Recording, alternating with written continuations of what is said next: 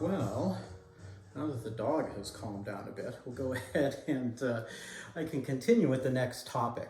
And again, for this chapter, it's going to get a little mathy and not too much math, but it will be dealing with lots of, S and H and all these things that mean, entropy, enthalpy.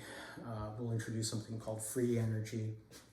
And so I want to try to do a little bit shorter lectures so we can just go be able to follow along. So today I'm going to talk about the second law of thermodynamics.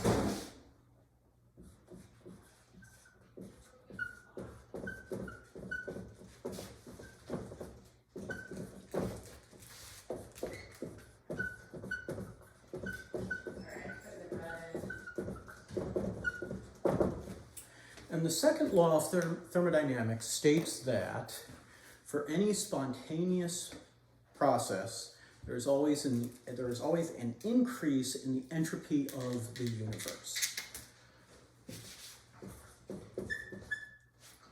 Any spontaneous process,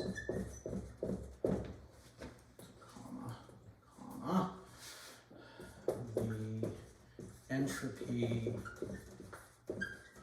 of the universe increases. Okay, so in order for something to happen spontaneously, entropy in the universe has to increase. And we could write it as follows. We could say that delta S, the change in entropy of the universe, is going to equal delta S, change in entropy of our system, plus delta S of the surroundings, the change in entropy of the surroundings. So we need to look at both of these. Normally we focus on the system. Let's say, for example, the chemical reaction that we're looking at, or the physical process, maybe the phase change going from solid to liquid. But we have to pay attention to the change in entropy of the surroundings. If our change in entropy in the system is negative, that is, if we have a decrease in entropy for making something more ordered, in order for that to actually happen, delta S of the universe has to be positive. So delta S of the surroundings would have to be positive, and more positive than delta S of the system is negative. So we'll say here greater than 0 for spontaneous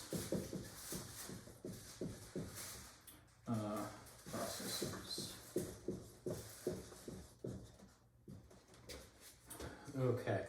So we're going to have to figure out ways to because this is hard to measure, the entropy of the universe.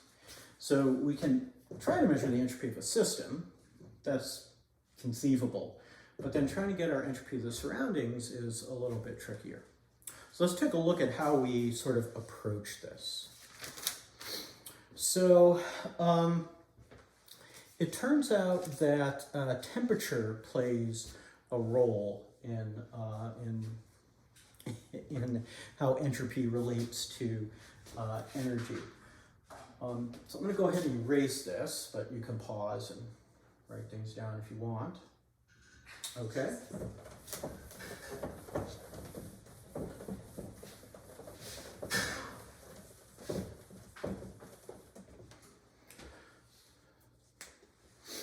So let's call this temperature and spontaneity.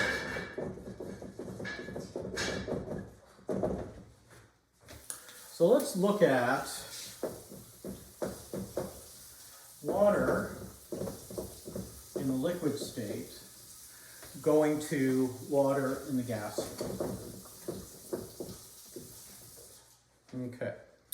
So the volume of 1 mole of liquid water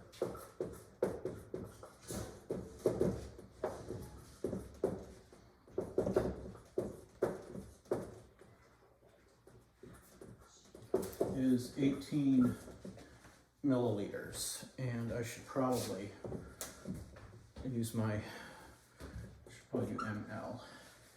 And then 1 mole of gaseous water, Wayne,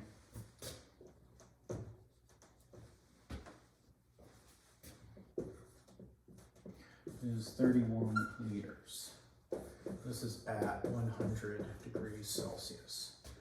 So clearly a much bigger volume for the same amount means that these water molecules can be in many, many different possible places compared to our liquid water. Thus, our system entropy is greater than 0. We're going from kind of low entropy, not as low as a solid, but kind of low entropy, to a much higher entropy state. So delta S of our system is positive, greater than 0. But now what about delta S of our surroundings? What about that? Well, heat flow to the surroundings will cause an increase in delta S of the surroundings. And that's because the heat flow increases the random motions of surrounding atoms. So we just say, let's say here, heat flow to surroundings increases motion of atoms, molecules in surroundings.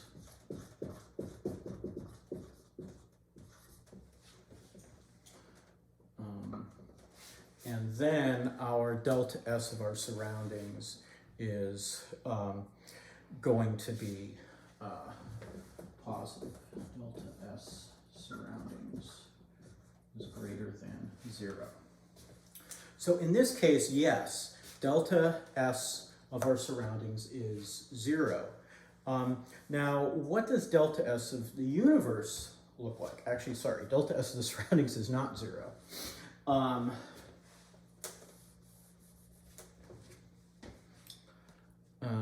Let's see this.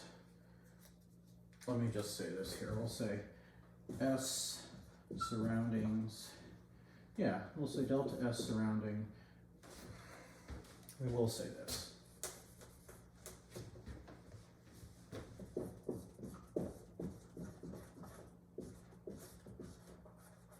Okay.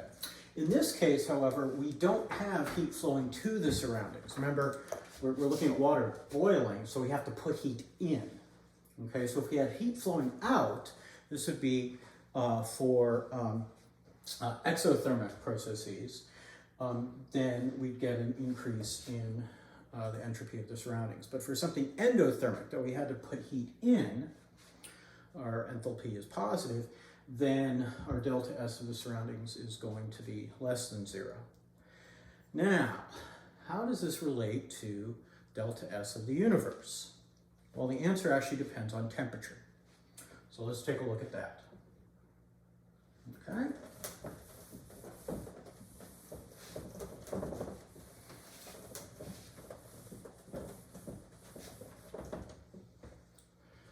So, delta S of the, basically the entropy change in the surroundings are determined by which way heat is flowing. So delta S of the surroundings, the sign depends on the direction of the heat flow. And how much heat flows depends on T. So for exothermic processes, we'll have one thing, and for endothermic, we'll have another. So for exothermic, delta S of the surroundings is going to equal our heat divided by temperature. So if we're giving off our heat, then we just divide by the temperature to get our change in enthalpy of the surroundings. And then for endothermic, delta S of the surroundings equals minus heat over temperature. Okay, and here, for example, well, not here, but at constant pressure,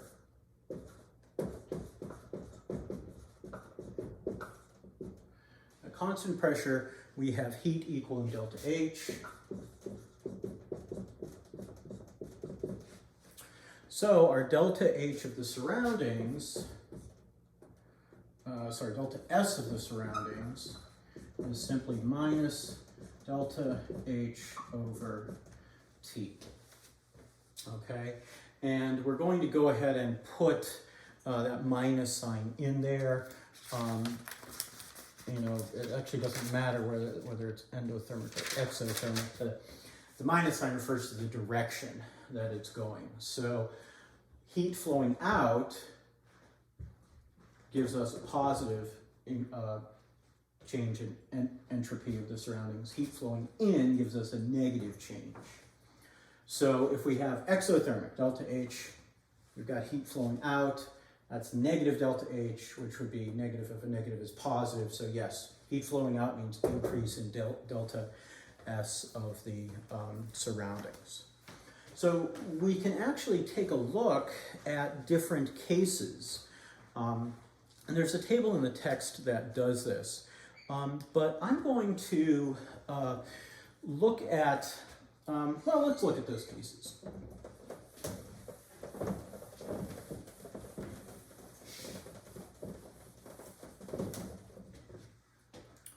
Okay, so let's look at the signs of entropy changes. And we'll have delta S of the system. We'll have delta S of the surroundings. And then we'll have delta S of the universe. And then we'll ask the question, is it spontaneous?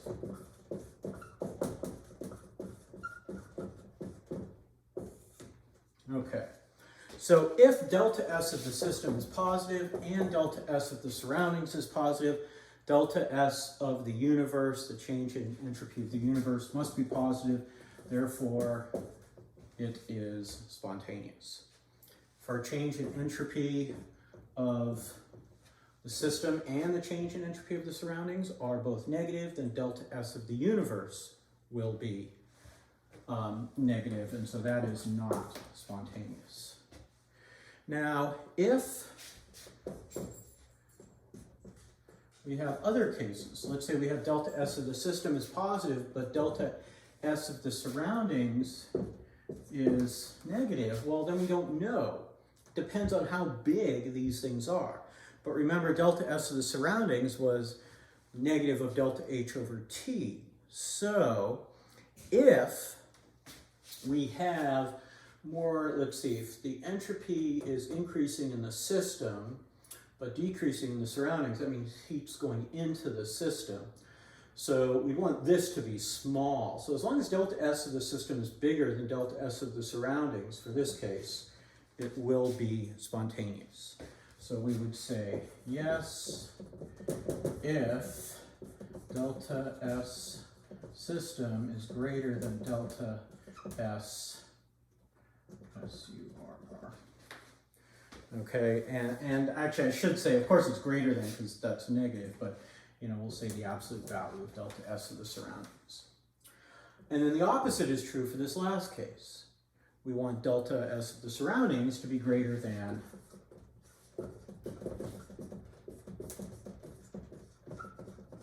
delta S of the surroundings is greater than the absolute value of delta S of the system.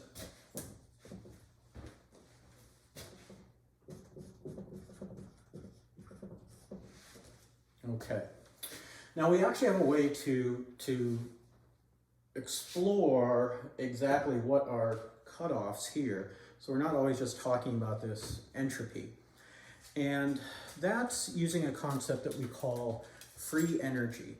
Well, in this case, it's going to be the Gibbs free energy. So if you want to copy this down, I think it's table 17.3, I'm not sure. All right. We'll talk about Gibbs free energy, and then I think that will wrap up this lecture here.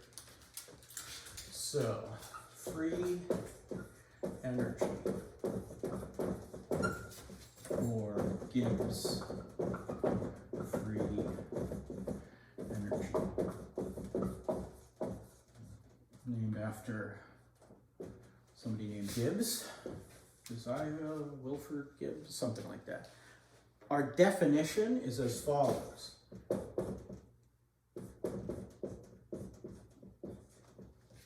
Our Gibbs free energy, G, is equal to H, the enthalpy, minus T, the temperature, times S, the entropy.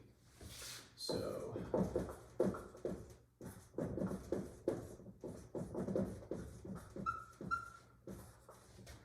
and then we've got enthalpy, temperature, and of course S is entropy. Now it's called free energy because essentially it's the amount of energy that is available to do useful work. So we could rewrite this for a system, let's say, not a system, but just in general. A change in free energy is going to equal a change in enthalpy minus T delta S. And if you do take undergraduate thermodynamics class in college, if you go on and become a chemistry major, chemical engineering major, you'll figure out how to derive this, which we're not going to get into. So let's do a little bit of algebra and see what's going on here. So I'm going to go ahead and divide both sides by minus t. So I'm going to go ahead and we'll divide both sides by minus t. So it's going to be delta g over t negative equals negative delta h over t plus delta s. Okay. Now, delta S is specifically delta S of the system, so entropy of system. Okay, so we also know that, well, let's actually just substitute in. Remember, minus delta H over T was our delta S of the surroundings.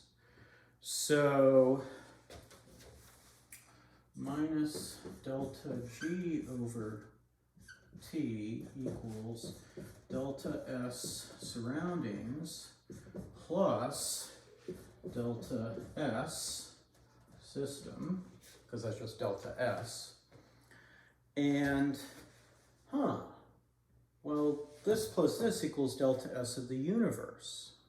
So that means that delta S of the universe equals minus delta G over T. That's interesting. And this, of course, is at constant pressure and actually constant temperature as well. So where are we going with this? Well, if delta S is positive for spontaneous processes, that means that delta G has to be negative for a spontaneous process because the sign is the opposite. So now we can rewrite our table. So I'll pause for just a sec so you can pause. Okay, now we'll erase.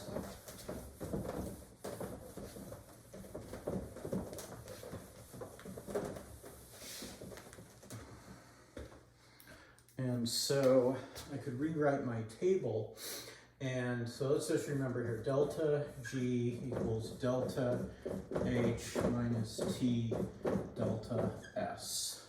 So we'll look at delta H, we'll look at sine of, we'll look at the sine of delta S, and then we'll ask spontaneous. So if delta H is negative and delta S is positive, this is going to be spontaneous no matter what the temperature.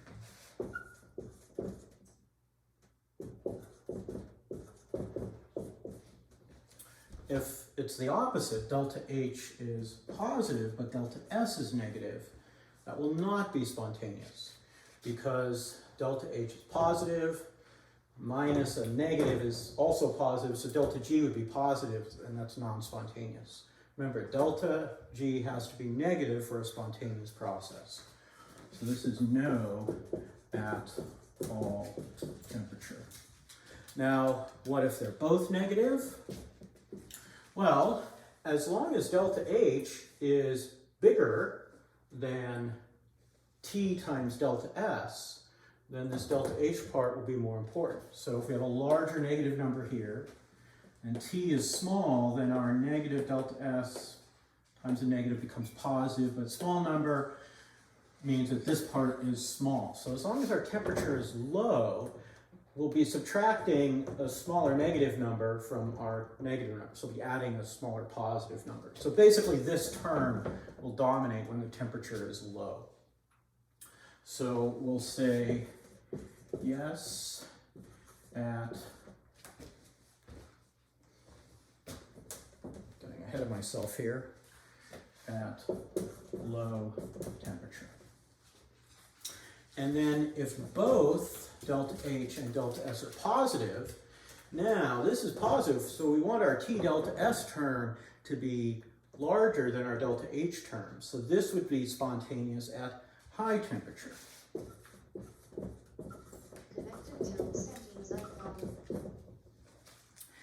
And we'll go ahead and talk more about this next time.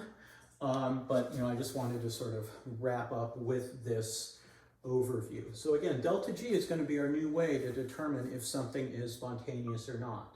And we can get that from delta H and T delta S. And under different conditions, we'll have, we can be spontaneous or not spontaneous. And this makes sense when you think about it. And maybe I'll start off the next lecture going over this again, and then we'll look at entropy changes in chemical reactions. So until then, I will